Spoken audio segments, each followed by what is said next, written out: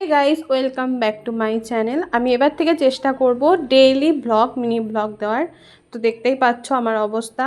আমি ঘুম থেকে উঠে বিছানাটা গুছিয়ে নিয়েছি। গুছিয়ে নেওয়ার পর দেখতে এলাম বাইরে মা কি রান্না করছে। এসে দেখি আমি আগের দিন মাকে বলেছিলাম যে আমরা এখানে ঘাটকোল বলি, ঘাটকোল খেতে ইচ্ছা হচ্ছে, তো মা সেটাই রান্না করছে।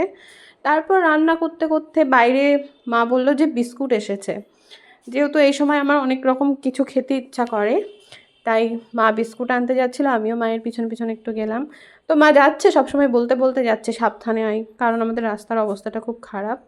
এই যে আমরা যখন রাস্তায় আসলাম, বিস্কুটের গাড়ি অনেক দূরে দাঁড়িয়ে আছে, কিন্তু আমরা পরে গিয়ে বিস্কুটটা পেয়েছি। এই যে এই বিস্কুটগুলো আমি খেতে ভালোবাসি, তো এগুলো নিয়ে আসলাম। তারপর বাড়ি এসে ভাত খেয়ে নিলাম ঘাটকোল দিয়ে। ভাত খাওয়ার পর মা ফল কেটে দিয়ে মা কাজে চলে গেছে। আমি এখন বাড়িতে এগুলো বসে বসে খাবো। বাই।